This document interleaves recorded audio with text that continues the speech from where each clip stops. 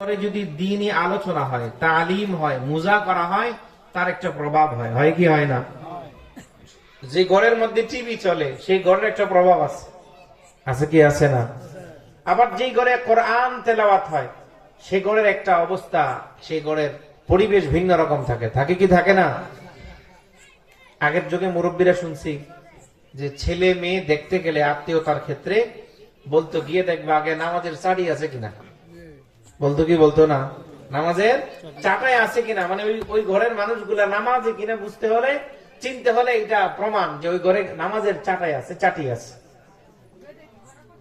তাহলে যে ঘরে কোরআন তেলাওয়াত হয়, যে ঘরে জিকির হয়, তালিম হয়, দ্বীনি মুজা করা হয়, সে ঘরের পরিবেশ একরকম, আর যে ঘরে হয় না সে ঘরের পরিবেশ ভিন্ন, মানুষগুলোও ভিন্ন। কথা বলেন, মানুষগুলাও ভিন্ন। এটা একবার স্বাভাবিক, কারণ এক একটা জিনিসের আকর্ষণ আছে। টিভির একটা আকর্ষণ যারা, তারা ওদিকে তাকায় থাকে, আর কোরআনের একটা আলাদা আকর্ষণ আছে, আছে না? দ্বীনি মুজাকারার আলাদা একটা আকর্ষণ আছে। কাকরাইল মসজিদের পাশে এদিকে আসতে এক বাসার মধ্যে দুইজন থাকে, স্বামী স্ত্রী, দুইজনেই ডাক্তার। মসজিদের সামনে দিয়ে দুজনে ঢাকা মেডিকেল কলেজে অফিস করতে যায়, উভয় ডাক্তার। তো আসা যাওয়া করতে করতে শেখ সাদি রহমতুল্লাহ আলী উনি ওনার মালফুজাত গুলিস্তার মধ্যে বলেন যে আতর ওয়ালার পাশ দিয়ে হেঁটে গেলে আতরের ঘ্রাণ পাওয়া যায়, যায় কি যায় না? আর যদি নাপাকির পাশ দিয়ে হেঁটে যায়, নাপাকের দুর্গন্ধ পায়, পাওয়া যায় না? পাওয়া যায়। মসজিদের সামনে দিয়ে আসা যাওয়া করে, কাকরাইল মসজিদে মানুষ জুব্বা পরে, পাগড়ি পরে, সুন্দর সুন্নতি দাড়ি পরে মানুষ এখানে ঘুরে আসা যাওয়া করে, মানুষ কেউ যায়, একদল ঢুকে আরেক দল জামাতে বের হয়, এই না অবস্থা সেখানে। এরা উভয় ডাক্তার, ইনকাম ভালো, কিন্তু ঘরের মধ্যে শান্তি নাই। ঘরের মধ্যে কি নাই? শান্তি। আমার তো সময় নাই, আমি শান্তির কথাটাই বলার জন্য বলছিলাম। উকবা ইবনে আমির রাদিয়াল্লাহু তাআলা আনহুর থেকে বর্ণিত নবীজির একটা হাদিস আমি আপনাদের সামনে পেশ করছি, শেষে শুধু হাদিসের তরজমা বলে শেষ করব। শান্তি আমরা চাই, চাই কি চাই না? শান্তি চাই না অশান্তি চাই? আমরা শান্তি চাই, কিন্তু শান্তি যেই জিনিসে আছে আমরা ওদিকে যাই না। কথা বলেন ঠিক কিনা? আমরা সবাই কি চাই? রহমত চাই, রহমত চাই, কিন্তু কি কাজ করলে আমাদের উপর রহমত আসবে আমরা ওটা করি না, ভিন্নটা করি। এই জন্য মুরব্বীরা বলে যে বড়ই গাছ লাগায় যদি কেউ আম খাওয়ার চিন্তা করে, এটা যেমন ভুল, শান্তি কেউ চায়া যদি অশান্তির কাজ করে সেখানে কেউ শান্তি পাবে না, এটাও ভুল। আমি রাস্তা দিয়ে হাঁটতেছি, যদি আমি রাস্তা ইটা ধরি তাহলে এই দিক দিয়ে আমি বাজারে যাব, আর যদি এদিকে গিয়ে আমি বাম দিকে ঢুকি তাহলে আমি গুরুস্থানের রাস্তা ধরলাম, বাজারে যাওয়া হবে? তাহলে আমার তো বাজারে যাওয়া হলো না। কেন? যে আমি চাইতেছি বাজারে যাব কিন্তু হাঁটতেছি বাম দিকে। তাহলে আমি চাই একটা, আমার টার্গেট একটা, কিন্তু আমার রাস্তা ভিন্ন।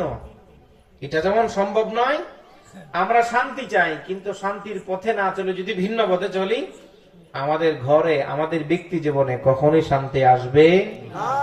দোয়া নেওয়া যাবে হুজুরের কাছে গিয়ে, হুজুর দোয়া করেন, আমার ঘরে শান্তি নাই। হুজুর কেন? জিবরাইল ফেরেশতা নেমে দোয়া করলেও কাজ হবে না।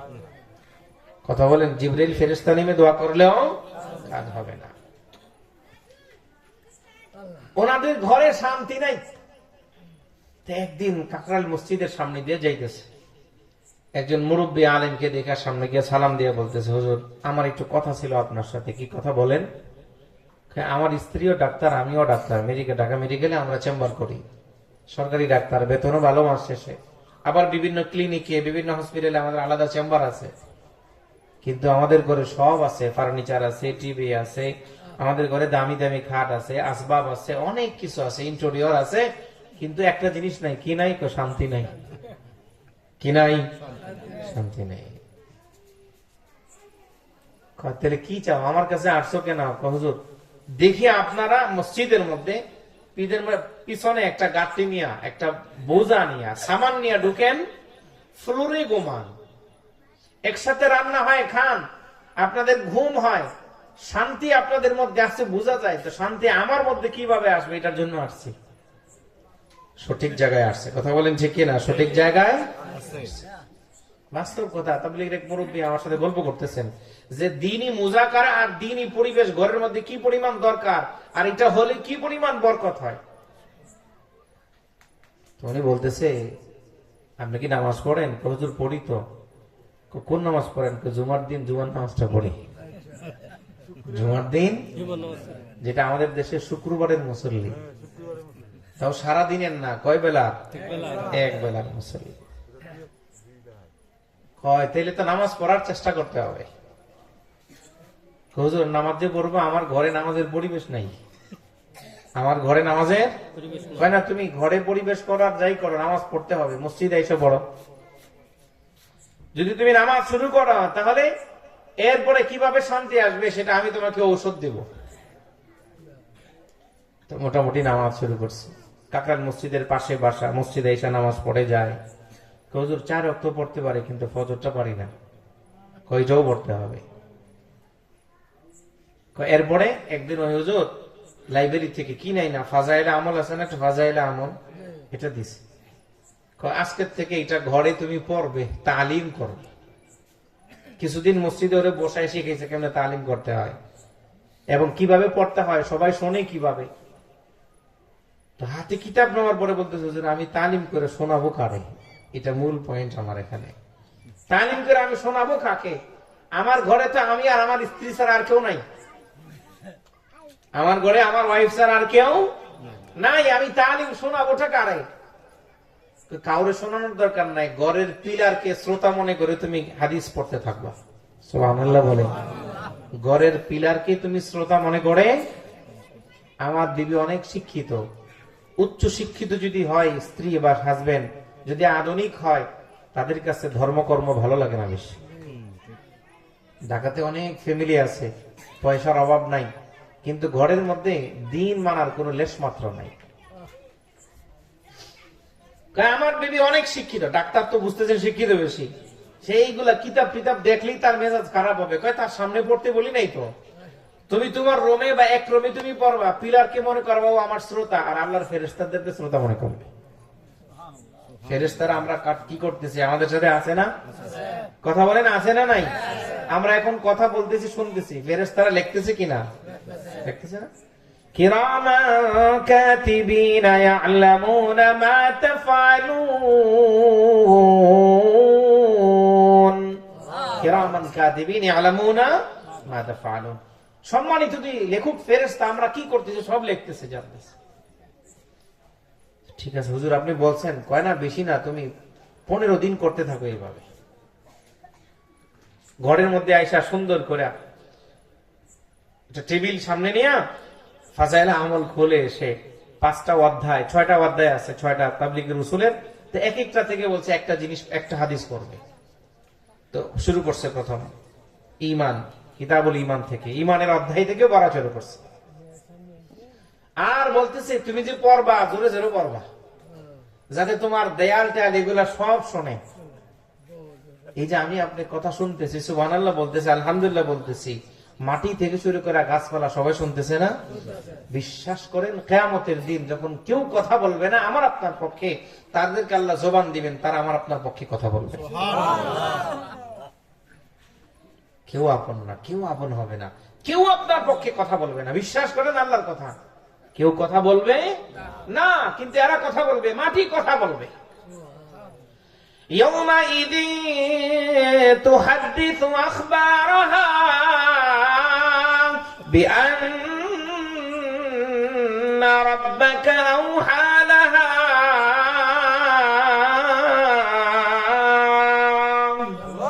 আল্লাহ বলেন يومئذ تحدث أخبارها। মুফাসসিরিন কিরাম অনেকগুলো ব্যাখ্যার মধ্যে একটা, কিয়ামতের ময়দানে জমিন তার সমস্ত কথা আল্লাহর সামনে বলে দিবে। আমরা যে বসছি এখানে বলবে অমুকে অমুকে আমার সামনে বসে আমলের নিয়তে কথা শুনেছিল। বিবি বলবে না কথা, ছেলে মেয়ে মা বাবা কেউ বলবে না। বিশ্বাস, আল্লাহ বলছেন বলবে না, সবাই শুধু পালাবে। কি করবে? দুনিয়াতে দেখলে পালায় না, কাছে আসে। আমি কথা বুঝিতে পারতেছি না। দুনিয়া আপনার ছেলে আপনাকে দেখলে পালায় না, কাছে আসে? কেন? বাবা আসছে, মজা নিয়ে আসছে। বিবি এসে বলে, বাজার কি আনছেন, তাড়াতাড়ি দিন রান্না করবো। সেদিন কিয়ামতের দিন বলবে দৌড়াবে শুধু। কিসের বিবি, কিসের ছেলে, কেউ কাছে আসবে?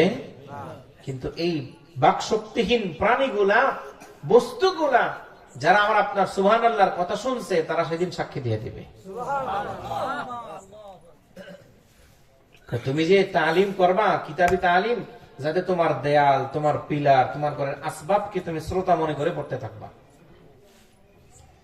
এখন সে জোরে জোরে পড়তেছে, বিবির তো মেজাজ খারাপ হয়ে গেছে। বিবির মেজাজ, হ্যাঁ তুমি ঘরের মধ্যে নতুন করে কি শুরু করলা? ঝাড়ি দিছে একটা। ঘরের মধ্যে কি? সে কথা কয়, সাবধান, বিবির সাথে তর্কে জড়াবে না। তর্কে জড়াবে, তুমি তোমার কাজ করে যাও, সে তার কাজ করো। তাকে বলবেও না তুমি আমার তালিমে বসো। কত হেকমত দেখেন, একটু পরে কি হয়। তো সে কি করতেছে, হ্যাঁ বলে কথা বলে না। বিবির মেজাজ খারাপ হয়ে গেছে। এতক্ষণ টিভির সাউন্ড ছিল কম, এবার জোরে বাড়াই দিছে, যাতে কিতাবি তালিমের আওয়াজ তার কানে যাইতে না পারে। আল্লাহর বান্দা তালিম করে, তালিম শেষ করে মুরব্বী শিখিয়ে দিয়েছেন আল্লাহর কাছে দোয়া করবে।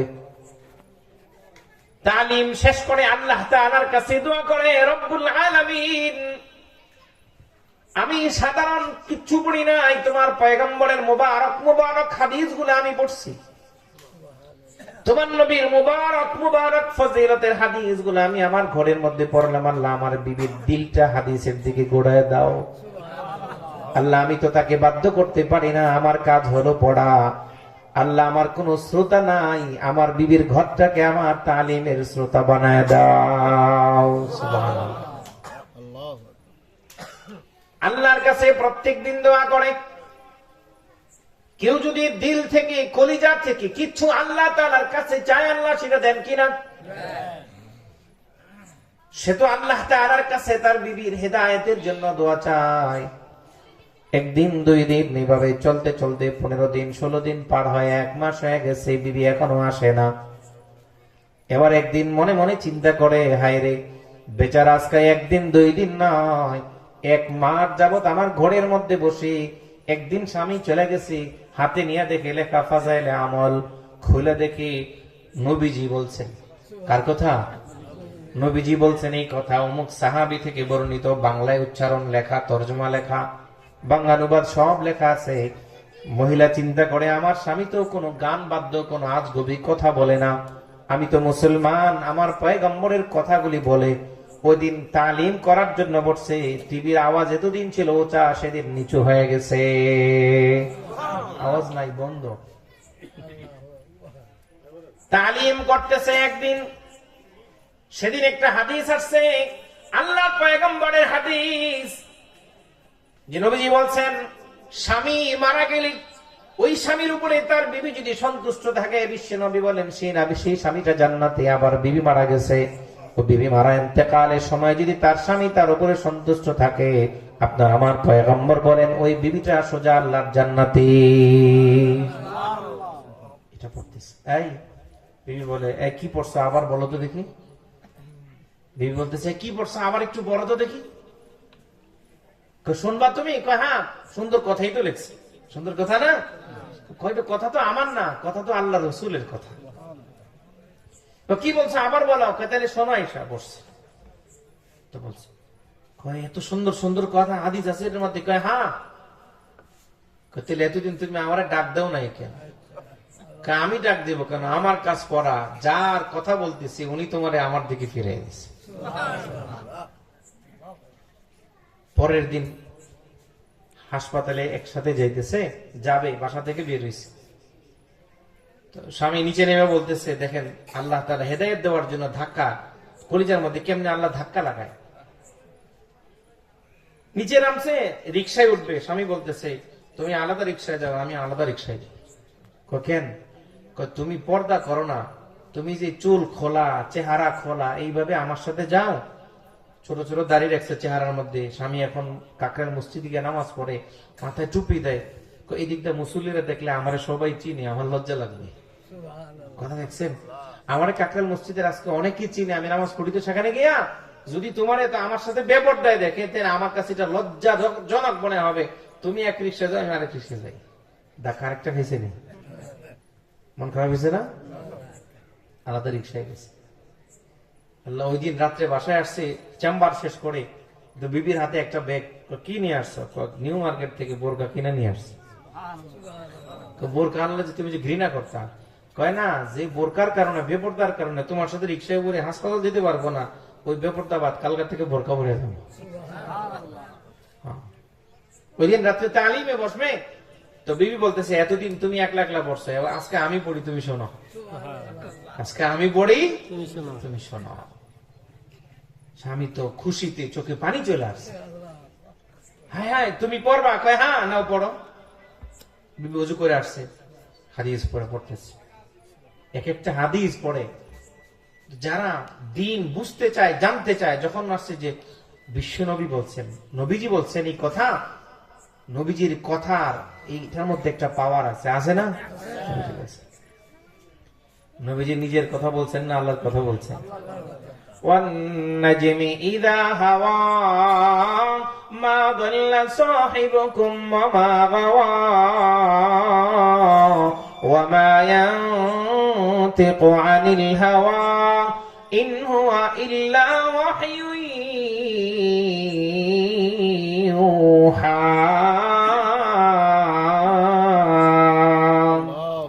কার কথা? আল্লাহর কথা।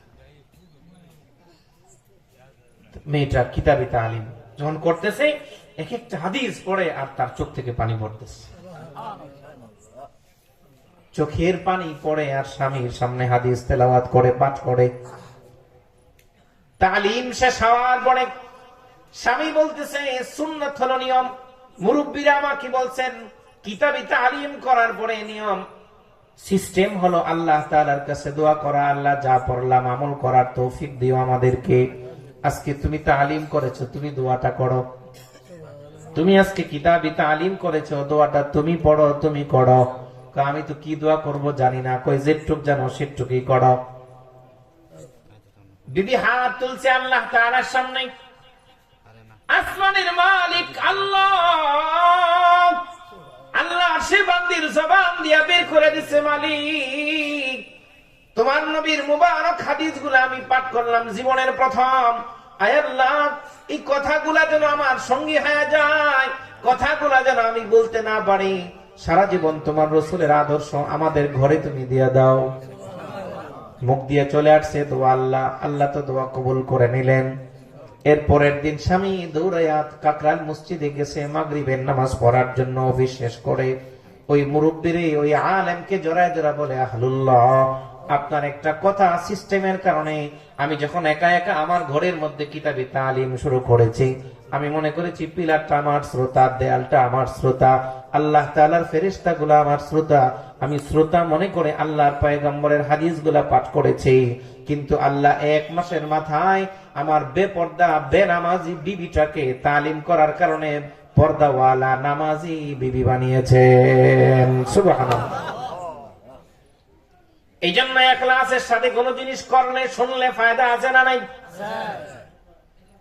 এই জন্য মুহতারাম, যা শুনবো করব সেগুলি মানার চেষ্টা করে। আমি আপনাদের সামনে বিশ্বনবী এমন একটা মোবারক হাদিস আপনাদের সামনে পেশ করেছি। এই অশান্ত দুনিয়ায় আমরা সবাই শান্তি চাই, চাই কি চাই না? এই অশান্ত দুনিয়ার মধ্যে যে রিক্সা চালক সেও শান্তি চায়, যে ভ্যান চালায় সেও শান্তি চায়, যে সারাদিন বোঝা বহন করে সেও শান্তি চায়, যে সারাদিন মানুষের জমিনে খেটে কাজ করে বদলা দেয় সেও শান্তি চায়, চায় কি চায় না?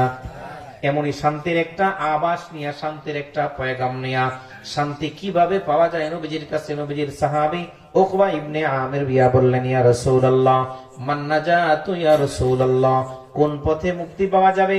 আমি শান্তি চাই, মুক্তি চাই, কল্যাণ চাই। আপনার আমার পয়গম্বর তিনটা কথা বললেন। কয় কথা? শেষ তিন কথা বলি, শেষ 2-3 মিনিটের মধ্যে শেষ। উকবা ইবনে আমির যারা আমাদের কথাগুলি বললেন, তখন তো এত অশান্তি ছিল না, স্বর্ণযুগ ছিল, সোনালী যুগ। তারপর সাহাবীর জবান দিয়ে